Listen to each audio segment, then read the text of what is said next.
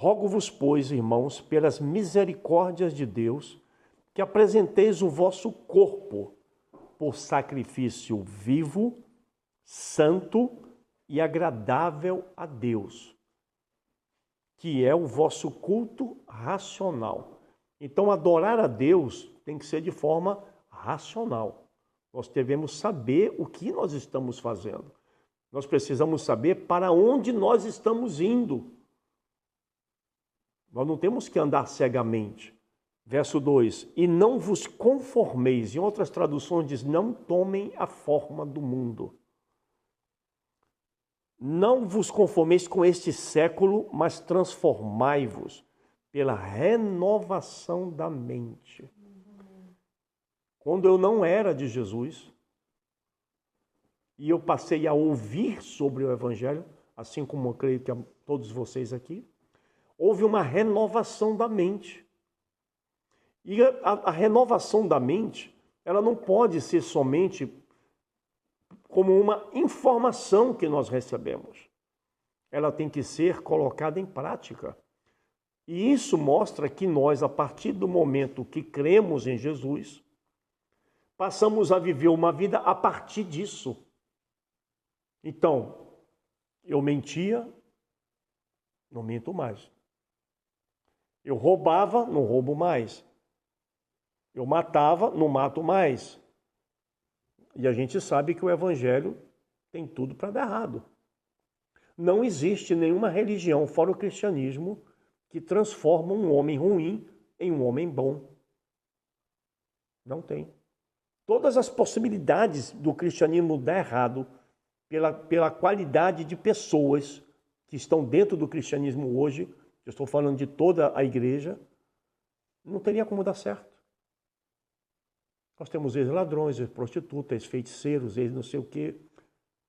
Mas foram pessoas transformadas. Porque elas receberam informação. Uma mente renovada eles tiveram. E começaram a viver a partir disso. Porque senão, seria como muitos. Ouve o Evangelho, ouve falar de salvação, mas continuam fazendo o que faziam antes. Aquilo ali era apenas uma informação. Mas transformai-vos pela renovação da vossa mente, para que experimenteis, olha só, a boa, agradável e perfeita vontade de Deus. Então, tudo que vem de Deus é bom. Eu falei semana passada, quando Moisés quis ver Deus, ele disse, eu passarei por ti e tu verás a minha bondade. Então Deus, ele é bom o tempo todo. Ele não varia. Não, hoje ele é bom, amanhã ele está de mau humor. Não. Ele não pode, a Bíblia diz que ele não pode negar quem ele é. Ele não pode negar a sua natureza. Uma pessoa só pode ser transformada na sua mente se a sua mente for mudada para o novo de Deus. Então suas atitudes serão focadas em seu entendimento. E uma pessoa transformada transformará a sua cidade, a sua casa, os seus vizinhos e assim por diante. Eu creio que, como a mim, alguém pregou o Evangelho para você estar aqui hoje. Não é verdade? Essa pessoa teve a mente transformada e começou a influenciar a sua cidade, o seu meio, o seu convívio. Quando o Senhor nos salva, Ele não quer que a gente, agora eu vou ficar num quarto trancado, só orando e jejuando. Não. Tudo bem, tem o seu tempo de oração e jejum. Mas Deus quer que a gente faça discípulos. Discipular pessoas, cuidar das pessoas. Jesus não mandou a gente abrir um monte de igreja. Jesus mandou a gente discipular. Jesus, ele fez 12 discípulos. Um se perdeu. E olha o que aconteceu no mundo através desses discípulos. Agora, se você discipula 12 pessoas, o que vai acontecer daqui a alguns anos? Isso vai crescer exponencialmente. Mas isso demanda tempo, demanda intencionalidade. E nós precisamos ser intencionais. Ter uma mente renovada não é conhecer um versículo da Bíblia, mas é viver a partir desta revelação e mudarmos o nosso estilo de vida. A renovação da mente está diretamente ligado ao que Deus está fazendo em nossos dias. Eu não posso vir aqui e dizer assim, olha, vamos construir uma arca porque vai vir um dilúvio. Não, essa mensagem não funciona. O que Deus está fazendo agora nos nossos dias? Mas para nós sabermos o que Deus está fazendo agora, nós precisamos ter a presença dele. Precisamos ter o seu Espírito vivendo em nós e nos dizendo o que é isso. Nós precisamos conhecer o coração do Pai. Deus, o que você está pensando para mim agora, para minha família? Ele tem muito mais interesse em se revelar para nós do que nós que ele se revele. Pela sua grandeza, pela sua bondade. Cada experiência com a palavra de Deus é como receber uma herança do céu sendo liberada sobre nós, a qual devemos administrá-la bem, para que sejamos enriquecidos do seu poder e autoridade e valorização libera a herança de Deus. Quando nós recebemos de Deus uma revelação e nós colocamos isso em prática, nós estamos fazendo com que a nossa herança cresça. Então, eu vou falar hoje sobre esse amor de Deus, essa bondade de Deus, a importância que nós temos para Deus. Eu não sei vocês, mas eu já cansei de ouvir pregadores dizendo, nós não valemos nada. Nós somos a escória da terra. Nós somos pecadores. Vocês já ouviram além de mim?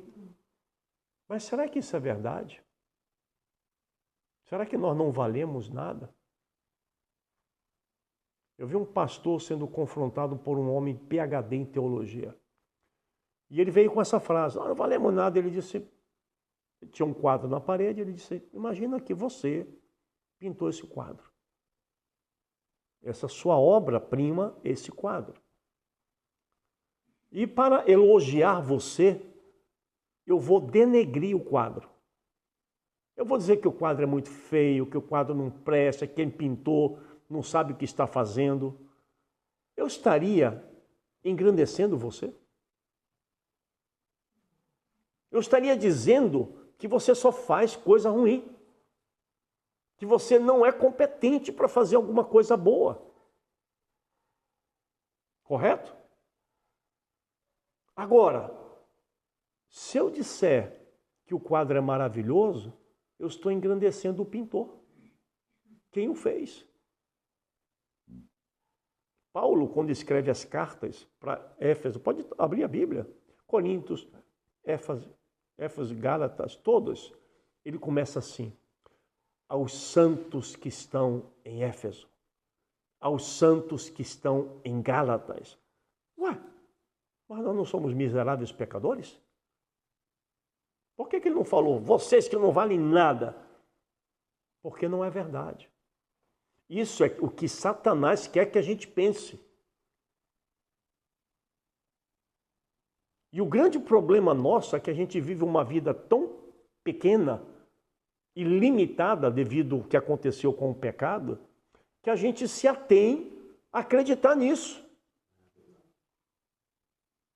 A gente baseia a nossa vida, mesmo como cristãos, pela nossa capacidade de fazer algo do sobrenatural. É assim que funciona. Mas Deus, quando Ele criou o homem,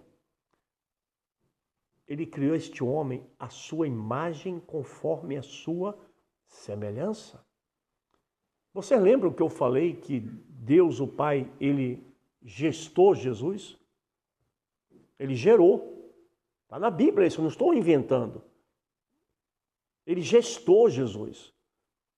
Jesus é o primeiro e único filho que o Deus Pai criou, ou gerou. Ele não foi criado, ele foi gerado. Ou seja, ele é a essência de quem é o Pai. Ou seja, é um clone espiritual. Jesus não nasceu há 2000 anos. Não, Jesus não nasceu há 2000 anos. Quando ele ora na oração ali de João 17, antes da crucificação, ele diz: Pai, me glorifica com a mesma glória que eu tinha contigo antes da criação do mundo. Não havia mundo e Jesus já havia. No verso, creio que 6 ou 8 de Hebreus, o pai falando do filho diz assim: e tu, ó Deus, como é que é? O pai chamando o filho de Deus, cujo trono está estabelecido pelos séculos dos séculos. Séculos de justiça é o cetro do teu trono. Cetro de justiça é o cetro do teu trono. Os céus se enrolarão, passarão como um pergaminho, mas tu permanecerás para sempre. Olha só o que o pai está falando do filho, gente. Agora, a Bíblia diz em João capítulo 1 que nós fomos criados por Jesus. Assim como Jesus sai do Pai, nós saímos de Jesus. É a mesma essência. Vocês estão entendendo? É a mesma essência. Gente, nós somos imagem e semelhança de Deus. Agora eu pergunto para vocês, Deus tem carne? Quando Jesus aparece aos discípulos, pensavam que era um espírito. Jesus disse: espírito não tem carne nem sangue. Então, quando Deus nos fez a sua imagem e semelhança, Ele está falando da alma e do espírito. Porque Deus não é carne. A Bíblia diz que Jesus se fez carne, então Ele não era carne. Ele não era carne. Então Ele teve que ser como nós, humanos. Ele se esvaziou de toda a sua divindade, não da divindade, mas da glória que Ele tinha, o poder de fazer. E Ele se fez dependente do Espírito Santo. E por que Jesus fez isso? Porque Ele estava nos ensinando que nós humanos tivermos o mesmo Espírito, vamos fazer tudo o que Ele fez. E até mais, porque Ele diz isso em João 14:12. Vocês farão as mesmas obras do que eu faço e obras maiores. E por que não estamos fazendo? Porque acreditamos em nós e não nele. Limitamos o poder dele à nossa incapacidade de sermos o que devemos ser. Se nós não exercermos aquilo que Deus nos preparou para sermos, nós estamos defraudando Deus. Porque Deus acredita em nós. Ele colocou o Espírito Santo dentro de cada um de nós. E isso é poder. Ele disse para os discípulos: esperem em Jerusalém até que do alto seja enviado o Espírito Santo. E vocês serão revestidos de poder. Gente, nós fomos revestidos de poder. Quando Deus, pela sua bondade e amor, Ele construiu todo o planeta Terra, as plantas, os animais, tudo. Ele preparou a tela para colocar ali o que Ele queria colocar. Que somos nós. Somos nós. E vocês sabiam que o trono de Deus estava aqui na terra? Aqui em Gênesis 3, verso 22 a 24, diz assim: então disse o Senhor: agora o homem tornou-se como um de nós e conhece o bem e o mal.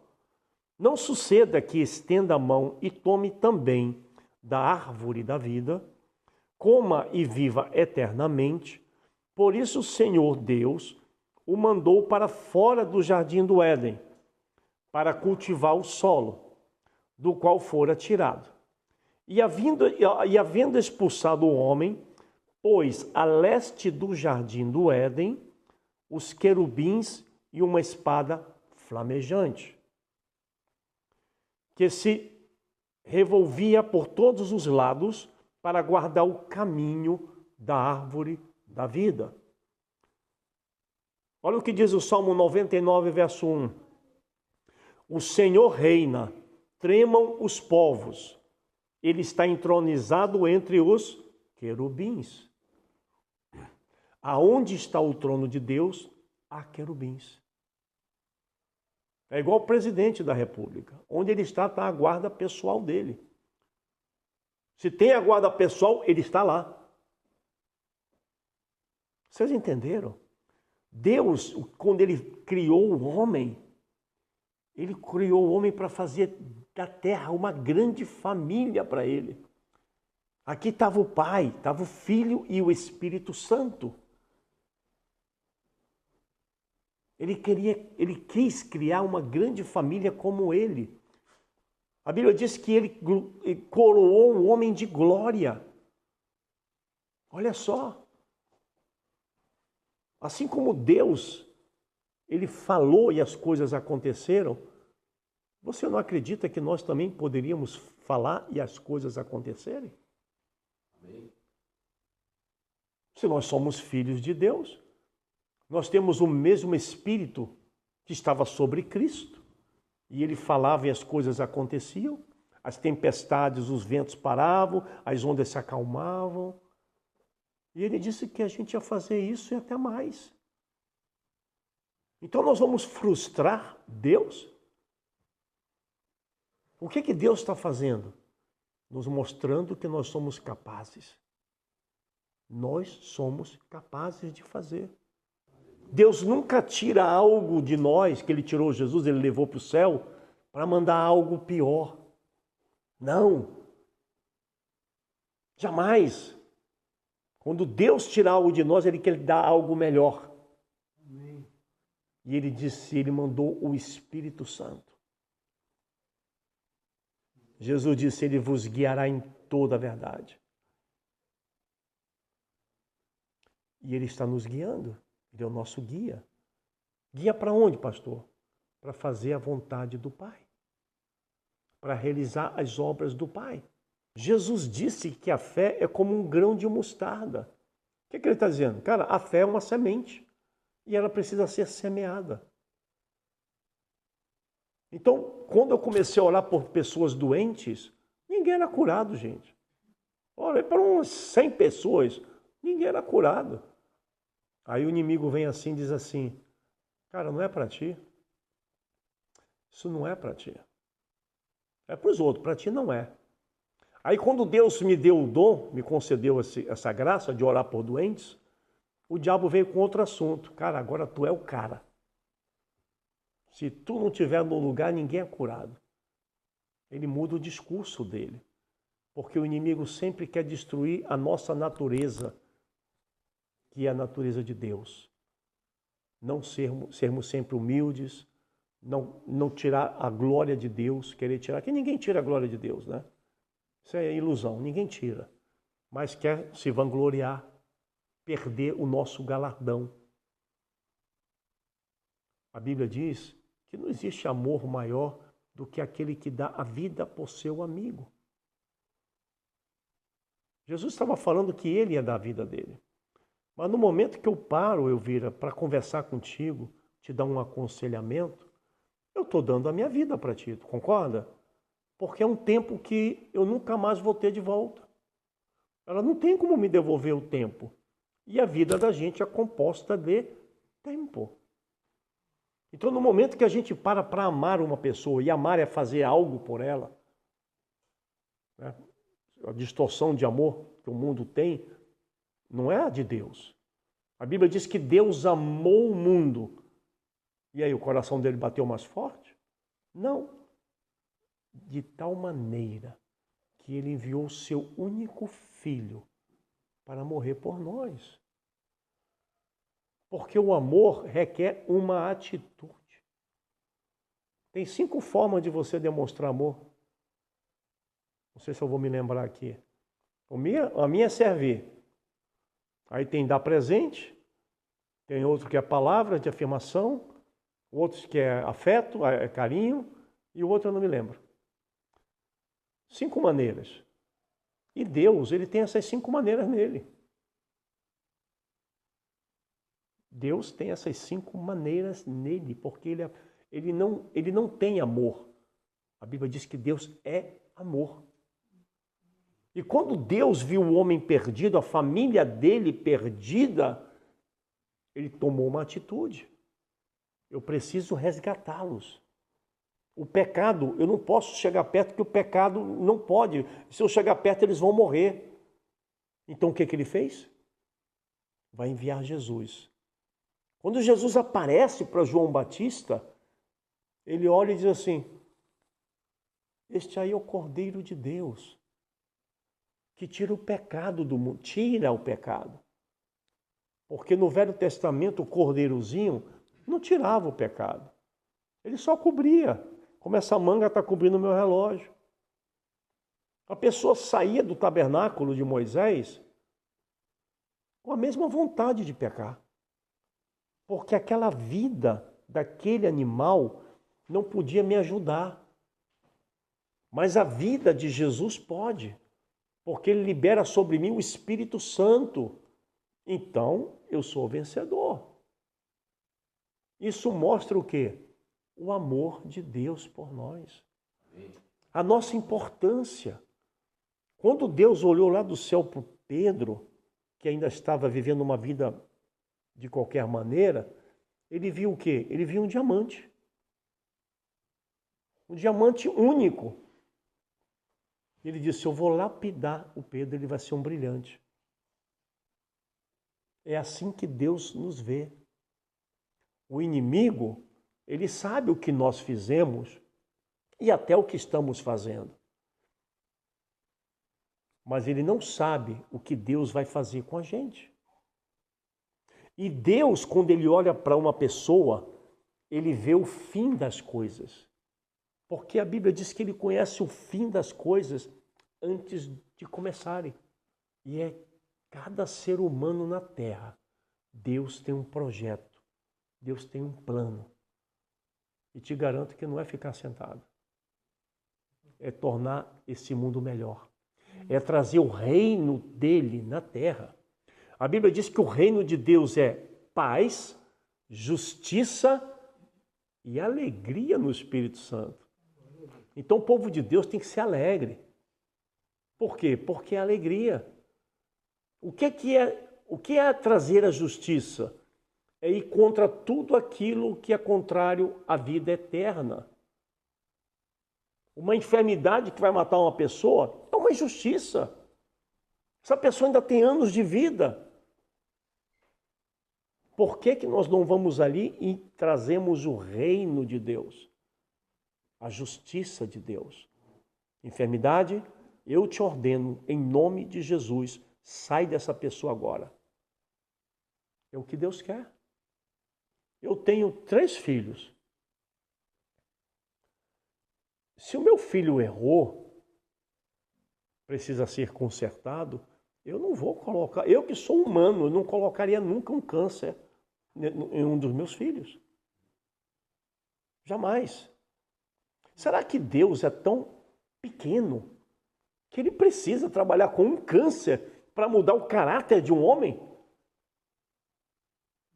Aí me lembra Zacarias, que diz assim: não é por força nem violência, diz o Senhor, mas é pelo meu Espírito. Gente, é o Espírito Santo que convence o homem do pecado, da justiça, do juízo. Não é doença. Deus não põe doença em ninguém, porque ele estaria operando contra o reino dele.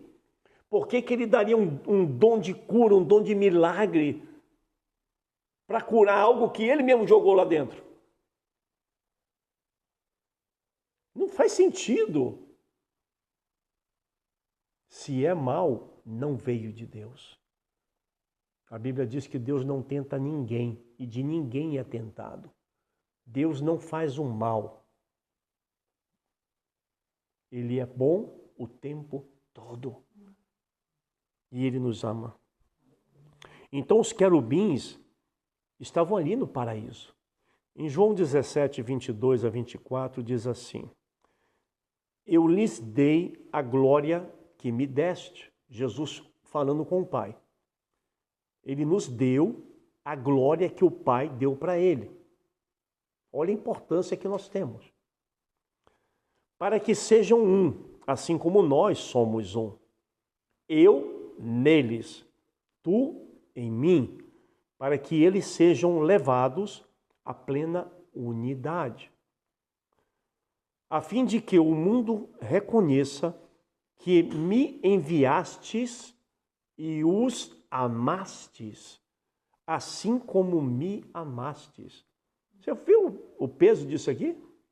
Jesus está dizendo que o Pai o enviou, o Pai nos ama como o Pai ama Jesus. Por quê? Porque o Pai não faz distinção de pessoas. Jesus é filho e nós também. O problema é que os nossos pais, Adão e Eva, pecaram. Eles pecaram. E nós estamos aqui nessa condição, lutando todos os dias. E o nosso maior inimigo somos nós mesmos. O meu maior inimigo é o Jacó. Paulo diz, aquilo que eu não quero fazer, eu faço. E aquilo que eu quero fazer, eu acabo não fazendo. O bem que eu quero fazer, eu não faço. E o mal que eu não quero, eu acabo fazendo. Essa é a condição do pecado. Depois ele fala assim, nenhuma condenação há para quem está em Cristo Jesus, que vive conforme os seus preceitos. Ou seja, a nossa condenação foi retirada. A Bíblia diz, em Romanos 8:18, que a natureza está esperando que os filhos de Deus se manifestem, mostrem quem eles realmente são. Que vai chamar os mortos da sepultura é a noiva, é a igreja, porque ela vai chegar o momento, Deus está trazendo uma renovação, Cadu, de quem nós somos para Ele e nele. Nós estamos, através do Espírito Santo, fazer aqui uma analogia, ligados no mesmo Wi-Fi. No mesmo Wi-Fi que é o Espírito Santo. A Bíblia diz que ninguém conhece os pensamentos de Deus, a não ser o Espírito de Deus, que é o Espírito Santo. Ele conhece o pensamento do Pai, ele conhece o meu pensamento, porque a divindade ela é indivisível. Os três estão em todo lugar ao mesmo tempo. É como essa lâmpada aqui, vai me dizer qual é a luz que está chegando até você. Não dá para saber. Está tudo misturado. Agora, se eu tirar toda, deixar só uma, aí você vai saber, não é dessa daí. Mas se eu colocar duas, você já não sabe.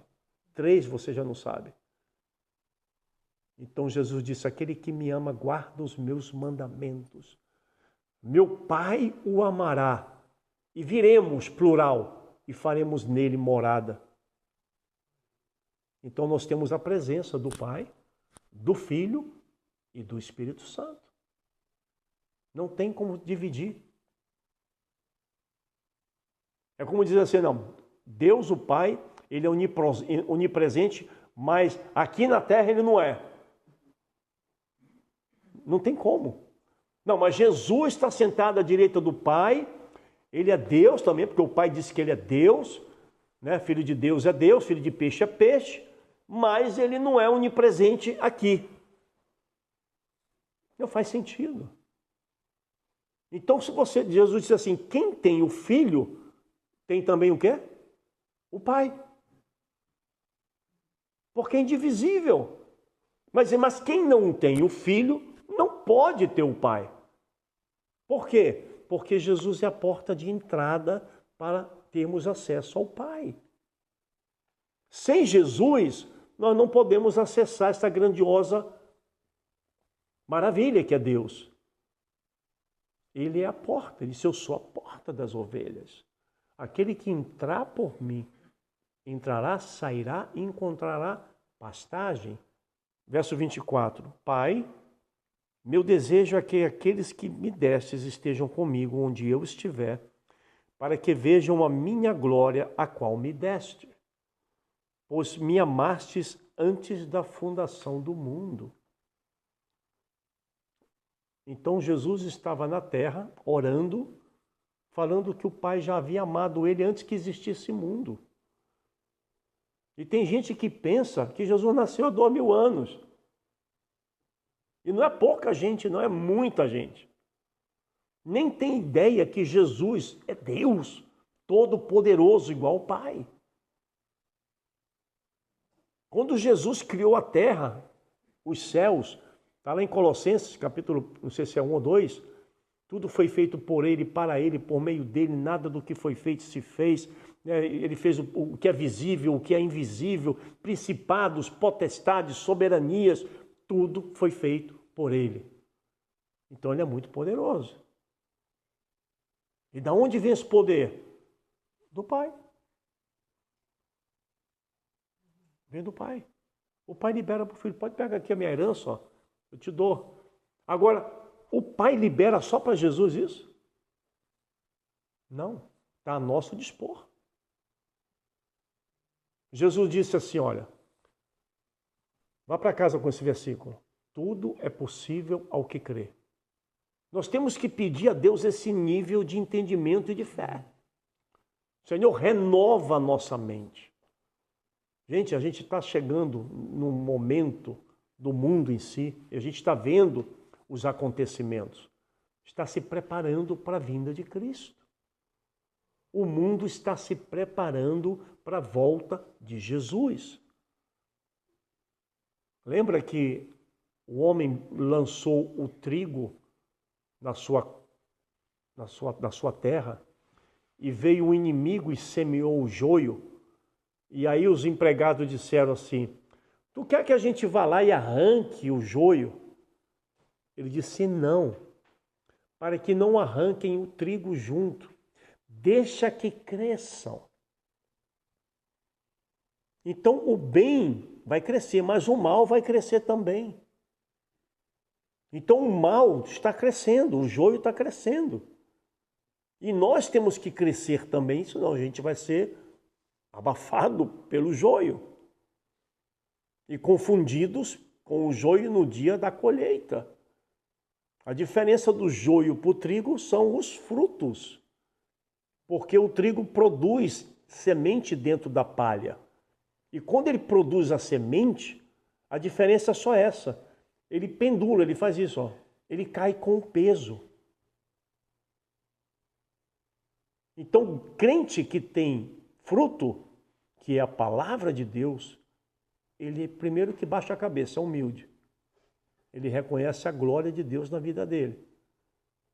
E aí fica fácil, Emerson, colher o joio. Porque o homem diz assim, vai lá e colhe primeiro o joio e queima. Por quê? Porque o trigo está com a cabeça baixa, o joio está com a cabeça levantada, é só passa e leva.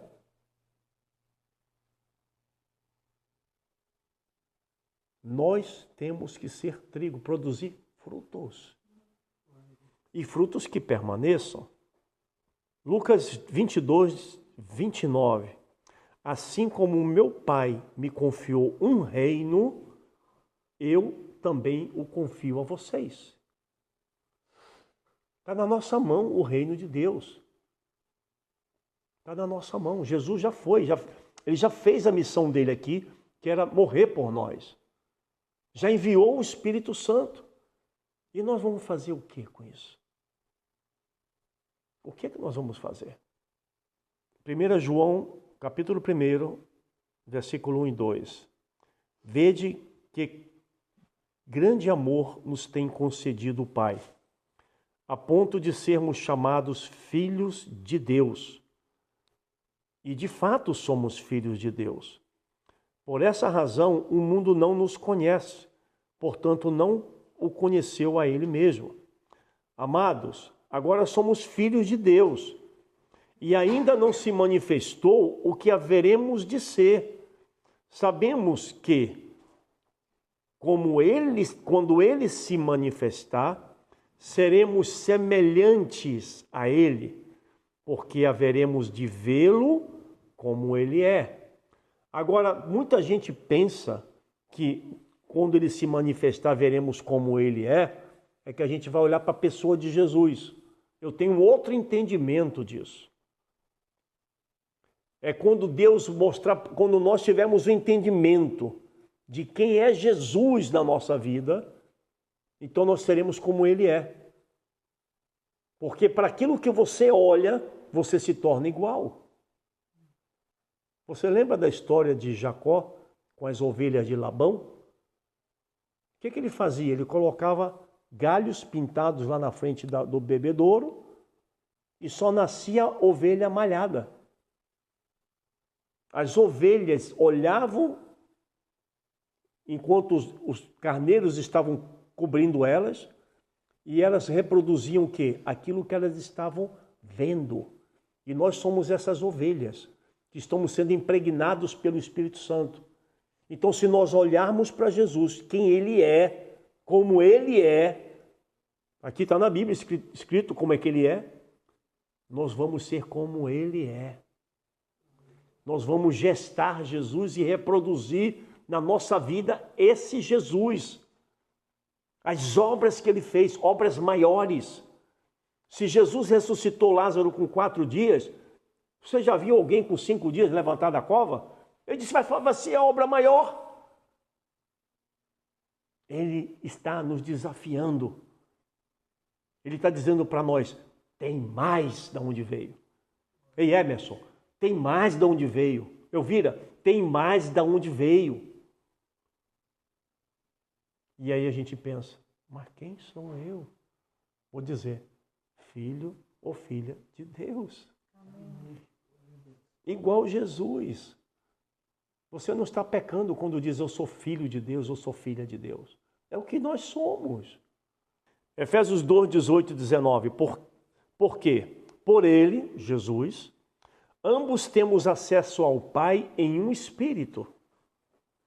Assim, já não sois estrangeiros e peregrinos, mas concidadãos dos santos, e sois da família de Deus. Acho que vocês já entenderam, todos nós já entendemos. Agora, o Cadu tem a família dele, o César tem a família dele, eu tenho a minha família. Tá? Várias famílias, a Elvira tem a família dela e assim por diante. Agora, os meus filhos, eles são reflexo de quem eu sou.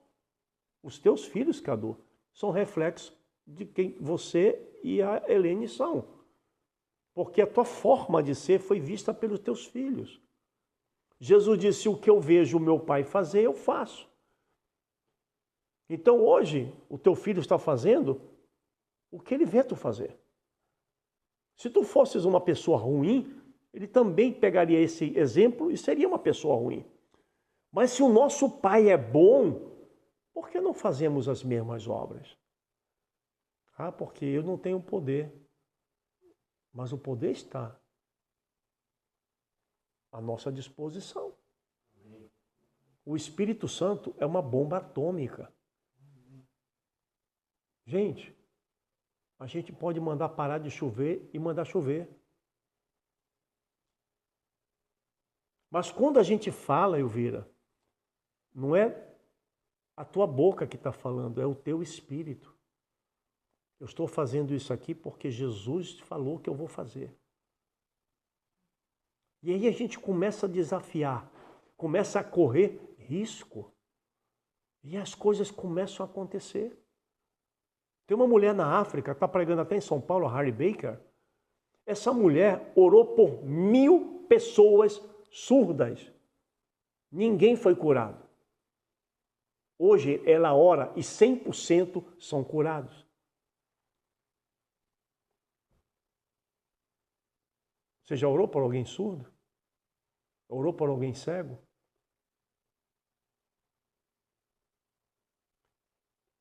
Não sou eu que curo, não é você que cura.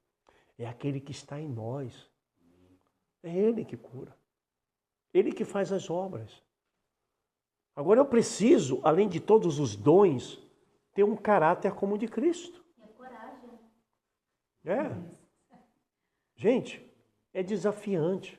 A Bethel nos Estados Unidos, ela desafia as pessoas. O Bill Johnson estava contando a história que durante 2 ou 3 anos, eles tinham na igreja deles um testemunho de cura. Parece que foi o braço do cara que curou. Eles contavam aquele testemunho todo culto. O que eles estavam fazendo? Dando honras a Deus pelo que Deus fez. Deus, quando falou para o povo de Israel, olha, contem para os filhos de vocês essas maravilhas. Gideão, quando estava amassando o trigo no lagar, ele estava dizendo assim, Deus, onde estão tuas maravilhas que nós escutamos? Ou seja, Deus, eu acredito, onde estão tuas maravilhas?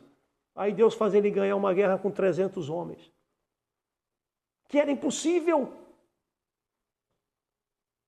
Porque Deus, para nos dar vitória, Ele não precisa de muito. Ele só precisa que você acredite e faça. Aleluia. Discipule alguém, ore por alguém. A esposa do Bill Johnson morreu de câncer. Mas tu sabe quantas pessoas já foram curadas de câncer, ele orando? Centenas, talvez milhares. De tumor cair assim, ó. E perguntaram para ele, por que ela não foi curada? Ele disse, eu não sei. Mas eu continuo crendo que Jesus cura, vou continuar orando por cura de câncer, e eu creio que Deus fez o melhor para ela. Amém. Mas a culpa nunca é de Deus. Se uma pessoa não é curada, a culpa não é de Deus. Entenda isso. Não é de Deus. Porque Ele é perfeito. E eu já fiz... Uma vez eu estava num lugar e me pediram, eu não fui para ministrar, só fui para adorar a Deus. E eu estava sentado e o pastor disse, pastor Jacó, vem aqui, dá uma palavra para nós. Eu disse, não, eu não vou, eu só quero orar pelos enfermos. Quem está enfermo, vem aqui. Aí fez uma fila, assim, umas 8, 10 pessoas. E eu cheguei com a pessoa e disse assim, o que você quer que Jesus cure você? Eu sou surdo desse ouvido, eu não escuto. Coloquei a mão, disse, em nome de Jesus, abre o ouvido. O ouvido do homem abriu. Orei pelo outro, aqui, outro na costela, outro não sei o quê. Quando cheguei na última pessoa, eu perguntei dela a mesma coisa. O que você quer que Jesus cure? Ela disse, pastor, eu tenho tanta doença que é mais fácil eu dizer o que eu não tenho do que o que eu tenho. Uau! Ele disse, eu vou orar por você, vou ungir você aqui, eu tenho um óleo, e vou orar e vou repreender todas essas doenças. No momento que eu coloquei a mão sobre ela, na hora o Espírito Santo falou para mim, eu não posso curar esta mulher, porque o coração dela é cheio de mágoa, ela não perdoa ninguém. Eu não conhecia a mulher. Foi lá na Enseada do Brito. Aí eu tirei a mão e disse assim, olha, eu ouvi algo assim no meu coração, não sei se faz sentido, mas é verdade? Ela disse, eu não consigo perdoar as pessoas. Enquanto ela estava falando, o Espírito Santo falou para mim, diga a ela que no momento que ela liberar o perdão, eu a curarei de todos os males. Deus foi bondoso com aquela mulher. Ele revelou porque não estava curando ela. Agora, Deus não tinha poder para curar? Aí cheguei em casa e disse, Deus, eu já orei por gente que a pessoa não falava com a mãe, não falava com o pai, e o Senhor curou. Ele disse, tem uma diferença, filho, aprenda. Eles não conhecem o Evangelho, ela conhece. Para quem mais é dado, mais lhe será cobrado. Jesus disse, é melhor que nunca tenham escutado do que ouvindo rejeitem. Haverá menos condenação para quem nunca ouviu. A gente está sentado aqui, graças a Deus, ninguém vai se perder, mas se a pessoa se afasta, ela vai ter mais condenação, porque ela recebeu mais de Deus. Nós somos responsáveis pelo aquilo que nós recebemos. E assim habite Cristo, verso 17, no vosso coração pela fé, estando vós arraigados e alicerçados em amor, a fim de poderdes compreender com todos os santos qual é a largura, o comprimento, a altura e a profundidade e conhecer o amor de Cristo, que excede todo o entendimento, para que sejais tomados de toda a plenitude de Deus. Então, o entendimento traz a plenitude de Deus sobre a nossa vida. Quando eu nunca havia falado, ouvido de Jesus, a minha vida era uma desgraça. No momento que eu ouvi e aceitei, a minha vida foi transformada. Entrou uma plenitude de Deus. Entrou uma glória de Deus na minha vida, na sua vida. Quando eu ouvi falar que nós podemos orar por enfermos, eu assumi aquilo, não usei como uma informação. Eu usei como uma mudança de mente. Então eu fui e comecei a impor mãos sobre pessoas. Porque Jesus disse, imporão as mãos sobre as pessoas e elas serão curadas. Então, a partir daquilo que eu recebo, eu passo a viver. Eu não ponho aqui no bolso. Ah, tá bom, boa informação, guarda aqui. Não me adianta de nada. Agora que nós estamos recebendo essa noite, que todas as coisas são possíveis ao que crê. Que o Espírito Santo precioso de Jesus, que estava sobre Jesus, está sobre nós. Porque o mesmo Espírito que ressuscitou a Cristo dentre os mortos, habita em nós. Gente, isso aí cabe um aleluia, né? Amém? Aleluia? Glória a Deus. Nós temos esse Espírito Santo. Ele nos empodera.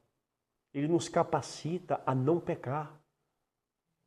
Quantas vezes a gente vai fazer uma coisa errada, começa a doer o coração. A pombinha começa a se bater. Não faz, eu tenho que sair daqui. E eu não quero sair do teu coração. E às vezes a gente é rebelde, vai lá e faz e perde a presença. Aí vai lá e se arrepende, aí a pombinha volta de novo. Colossenses 1,13, verso 15 diz assim: Ele nos tirou do império das trevas e nos transportou para o reino do seu Filho amado, em quem temos a redenção, que é o perdão dos pecados. Ele é a imagem do Deus invisível, o primogênito de toda a criação. Ou seja, que criação ele está falando? Da criação da família de Deus, que somos nós aqui. Jesus é o nosso irmão mais velho. Agora, quando fala que ele nos tirou do império das trevas, a Bíblia diz em outra passagem, que eu não vou me alongar, que é como se nós estivéssemos aqui em Adão, o primeiro Adão, e todos morreram no primeiro Adão. Porque com o pecado entrou a morte. Quando a gente recebe Jesus como Salvador, a gente vem para o reino da luz. A gente nasce como família de Deus. A Bíblia diz, todo quanto creu, Deus deu o poder de ser feito filho de Deus. Nós éramos filhos de Adão, descendência adâmica. Agora nós somos descendentes de Jesus. Olha aí, mudou de reino, mudou de trevas para a luz. A Bíblia diz que somos filhos da luz agora. Então nós estamos com toda a glória, toda a luz, todo o poder que emana de Deus sobre nós. O DNA de Deus é amor. Se a Bíblia diz que ele é amor, o DNA dele é amor. Amém? Então somos seus filhos e também devemos ser amor. O amor, como eu falei, se parece em fazer algo para alguém. Então, nós temos que tomar esse amor de Deus e transmitir isso para as pessoas. É muito bom a gente ter ouvido o Evangelho e estar em Cristo, mas é preciso a gente continuar fazendo isso. O Emerson, ele trabalha em pinturas de carro. Lá onde ele trabalha, ele tem que falar de Jesus para o dono do carro. Francisco de Assis disse assim, pregue o Evangelho e quando for necessário fale algo, porque a maior pregação é a tua vida, é a minha vida. A forma como conduzimos negócios, com coerência, com honestidade, sem corrupção, isso aí mostra ser diferente.